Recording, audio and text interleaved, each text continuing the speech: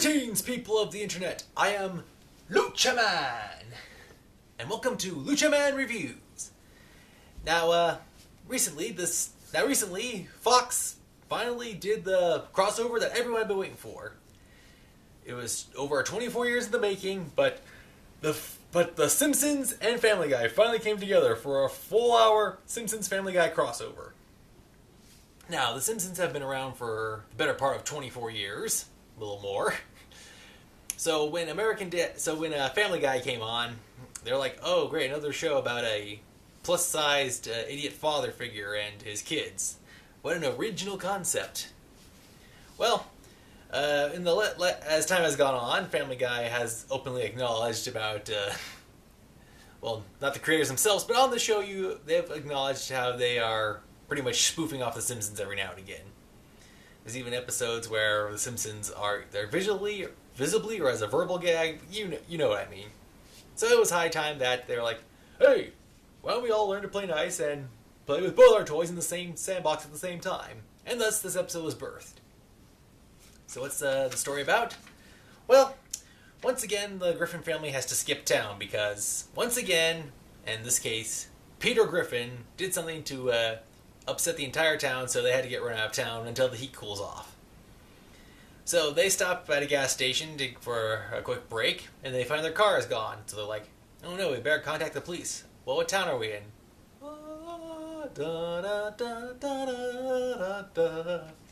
Somehow they've arrived in Springfield. After going to the Quickie Mart to pick up some donuts. Donuts. So they're trying to figure out what to eat. So they get donuts, thanks to the generous recommendation by the one and only Mr. Homer Simpson. And thus, the show takes right off. So Homer brings the Griffin family back to his house, and so things start to hit off right away. You see how characters are interacting. You see how the Family Guy Griffins are interacting with the Simpsons. And here's some things I noticed right off the bat. For starters, everyone in Springfield thinks that the Griffins are a family of albinos. And then secondly, no one thinks it's odd whatsoever that Brian Griffin is a dog and is standing on both legs and talking. So no one finds that odd whatsoever. Okay, yeah. Alright. So the focus of the episode is divided into two parts. The first part is Homer and Peter teaming up to try to find the Griffin's stolen car. Now, after that is resolved, there is another conflict which involves Peter and Homer. So they go from best bros to arch enemies to possibly back to best bros. I'm not really sure how to read on that one. But aside from the main story on Peter and Homer, there's other interactions. Lisa spends time with Meg, which is kind of interesting. I mean, you have Lisa, who is the see-all, be-all, believing, achiever, top, best at everything. And then you have Meg, who is, in all intents and purposes, the polar opposite, which is kind of interesting. The third area of focus is Bart and Stewie are hanging out, which is pretty interesting. Now, there's no real focus for Chris hanging out with Maggie. There's like one small scene, but that's pretty much it. They don't really do a whole story based around that. Alright, so the main... so instead of Chris with Maggie, it's Chris and Brian. They're hanging out with Santa's little helper. Now, why is this happening? Well, I'll get to that in just a moment. But, yeah, I thought this was interesting how they had the episode set up. Stewie loves hanging out with Bart, who is the quintessential representation of the bad boy, and he was an icon for several years. And then it was weird, like I said, it was interesting seeing Lisa hang out with Meg. Let's see what else we got. Now, there was no focus on Lois hanging out with Marge. There was like something mentioned as an afterthought, but there's no real character interaction between those two. No real story to develop with them. I think they could have done something. I mean, they had a whole hour to do this. Now, there's some things about this episode that I liked. First off, I liked how the animation style for both families, for the whole show, was consistent. Everything was done done in the modern, up-to-date style. There was no callbacks to like the old days, and it was interesting comparing between Simpsons characters and Family Guy characters, especially near the end. How you see there's a segment where you see characters from each town who are where you clearly see it's a Family Guy parody of who it was supposed to be from the Simpsons universe. Now, while I do like this episode, there's some parts that I don't like. Now, as time has gone on, Lisa has shown her dark side, where if someone is just as good or even better than her at a particular subject, she will either insult them or try to undermine them. I just find it a little weird.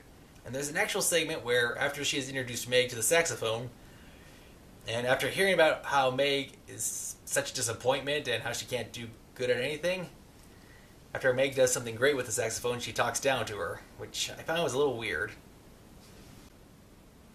Now, another thing that I found weird, and calling back to earlier in my review, no one finds it weird that Brian is a walking, talking dog. And so, even though he is intelligent, articulate, and pretty much normal, so the family's sitting down at dinner, and Marge says that dogs eat in the kitchen. She actually treats Brian she actually talks down to him. Yeah, so I find that weird. I mean, Marge is normally a pretty good person, and granted, she's had her moments where she's shown her dark side, but this I found was a little weird. So yeah, so the episode was doing good, and then after it hit its high note, it had some low points in the episode. And there's one interesting thing: since Family Guy and The Simpsons were making so many jokes about each other for the last few years, there was one small segment where they had a American Dad joke thrown in there, so that was pretty good.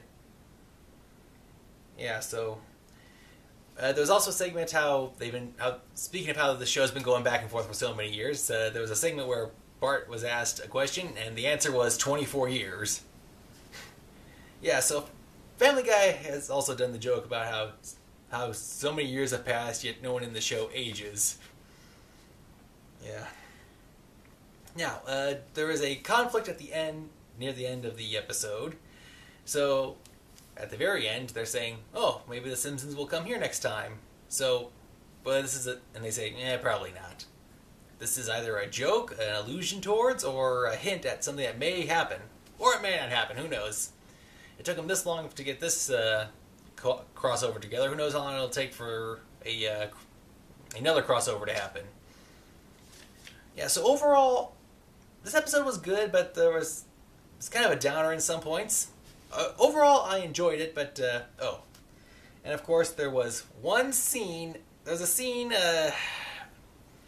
Let's just say it involves Homer Simpson and Peter Griffin, two very large men in very small outfits. That it does not work. It just does not work, people. Ugh. Aside